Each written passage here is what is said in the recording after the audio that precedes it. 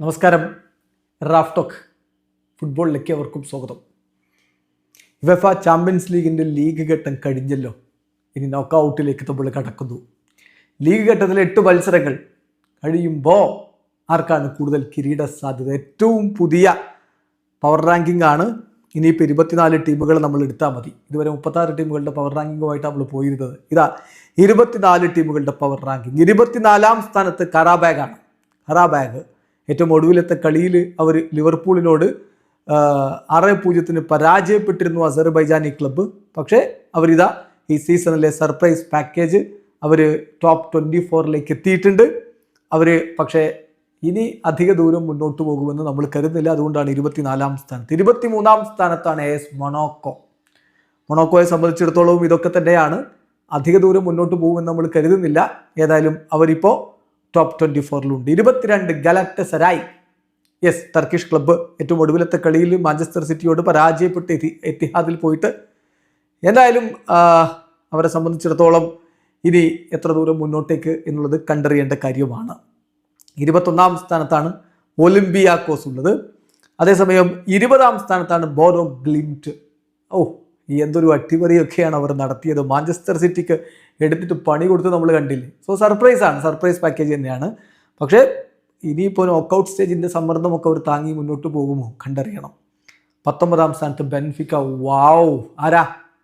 ഒരേ ഒരാൾ, അയാളെ കൊണ്ട് മാത്രമാണ് അവരിപ്പോൾ ഈ നോക്കൗട്ടിലേക്ക് എത്തിയിട്ടുള്ളത്. 24ാം സ്ഥാനത്തേക്ക് എത്തിയിട്ടുള്ളത് മറ്റാരുമല്ല, ഹൊസെ മൊറീഞ്ഞോ.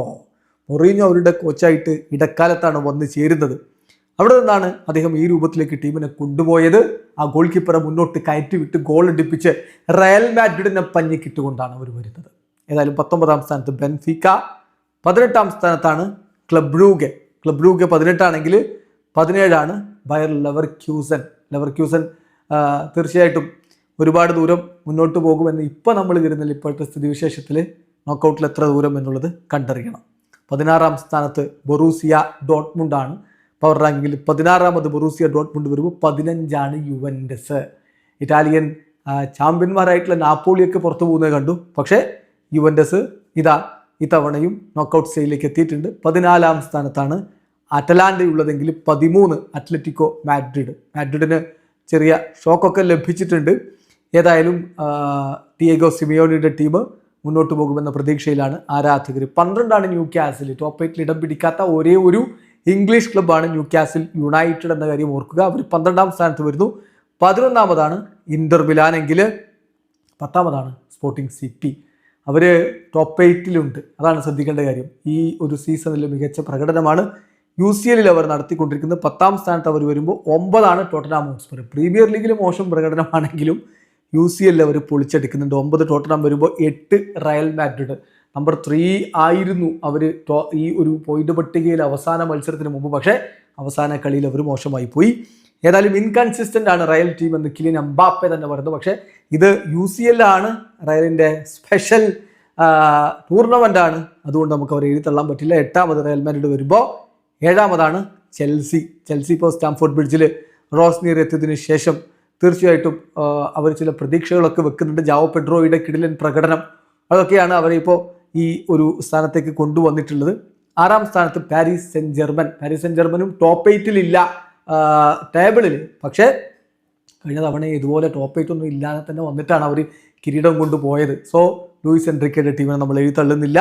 പവർ റാങ്കിങ്ങിൽ 6ാമത്. പവർ റാങ്കിൽ 5ാമത് മാഞ്ചസ്റ്റർ സിറ്റി. പ്രീമിയർ ലീഗിൽ ഇടയ്ക്ക് കാലിടറുന്നുണ്ട്. എന്നാൽ പോലും സിറ്റി വീണ്ടും ഹാലൻഡ് ഗോൾ അടിച്ചു എന്നുള്ളതിൻ്റെ ഒരു ആത്മവിശ്വാസത്തിലും സന്തോഷത്തിലും ഒക്കെയാണ്. ഗാലറ്റസറായി അവർ പരാജയപ്പെടുത്തിക്കൊണ്ട് അവർ ടോപ്പ് 8 തന്നെ പിടിച്ചു. അവരിപ്പോൾ നമ്മുടെ പവർ റാങ്കിൽ 5ാം സ്ഥാനത്താണ്. FC ബാഴ്സലോണ 4ാമത്. ഈ ടീമിന് യുവേഫ ചാമ്പ്യൻസ് ലീഗിൽ കിരീടം ചൂടാനുള്ള ക്വാളിറ്റി ഉണ്ട് എന്ന് ഹൻസി ഫ്ലിക്ക് പറയുന്നുണ്ട്. പക്ഷേ ഇനി ഇമ്പ്രൂവ് ആവണം എന്നുകൂടി അദ്ദേഹം അതിനോട് കൂട്ടിച്ചേർക്കുന്നത്. തീർച്ചയായിട്ടും ഇനി ഇമ്പ്രൂവ് ആവാനുണ്ട്. എന്നാൽ പോലും ഇത്തവണ വലിയ പ്രതീക്ഷയിലാണ് FC ബാഴ്സലോണ ഉള്ളത്. 3ാമത് ലിവർപൂൾ. ശരിയാ, പ്രീമിയർ ലീഗിൽ തപ്പിത്താണെന്നൊക്കെ ഉണ്ടാവും. പക്ഷേ UCL അവർ മികച്ച രൂപത്തിൽ തന്നെയാണ്. കറാബാഗിനെ 6-0 പൊട്ടിച്ചുകൊണ്ടാണ് അവർ ലീഗ് ഫേസ് അവസാനിപ്പിച്ചിരിക്കുന്നത്. 3ാമത് ലിവർപൂൾ വരുമ്പോൾ 2ാമത് ബയേൺ മ്യൂണിക്ക്. ഒറ്റ കളി മാത്രമേ തോറ്റിട്ടുള്ളൂ. ബാക്കി എല്ലാറ്റിലും വിജയിച്ചുകൊണ്ട് കുതിക്കുകയാണ് ബയേൺ. അവർ 2ാമത് വരുമ്പോൾ 1ാമത് ആഴ്സണൽ. എല്ലാ കളിയും വിജയിച്ചു. കളിച്ച 8 കളിയും വിജയിച്ചു. സോ അതൊരു റെക്കോർഡാണ്.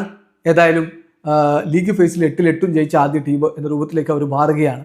ഇപ്പോൾ കംപ്ലീറ്റ് പെർഫോമൻസ് എന്ന് പറയാം, പെർഫെക്റ്റ് പെർഫോമൻസ്, കൂടുതൽ മികച്ച ഗോൾ ഡിഫറൻസ് അവർക്കാണുള്ളത്. വളരെ കുറഞ്ഞ ഗോളുകളെ അവർ ഈ ഒരു സീസണിൽ UCL വഴങ്ങിയിട്ടുള്ളൂ എന്ന കാര്യം കൂടി നോക്കുക. അപ്പോൾ ഒന്നാമത് ആഴ്സണൽ. അപ്പോൾ നമ്മുടെ ഏറ്റവും അധികം കിരീട സാധ്യത നിലവിലെ പെർഫോമൻസ് അനുസരിച്ച് പറയാൻ പറ്റുന്ന ആഴ്സണൽ തന്നെയാണ്. അപ്പോൾ വളരെ പെട്ടെന്ന് ആദ്യത്തെ ഒരു 5 സ്ഥാനം നോക്കാം. 1 Arsenal, 2 Bayern Munich, 3 Liverpool, 4 FC Barcelona, 5-ാം സ്ഥാനത്ത് മാഞ്ചസ്റ്റർ സിറ്റി. നിങ്ങൾക്ക് വ്യത്യസ്തമായിട്ടുള്ള അഭിപ്രായങ്ങൾ ഉണ്ടാവും, കമന്റ് ബോക്സിൽ രേഖപ്പെടുത്തുക. വീഡിയോ അവസാനിക്കുന്നു. ഫുട്ബോൾ ലോകത്തെ കൂടുതൽ വിശേഷങ്ങളുമായി റഫ് ടോക്സ് എത്താം.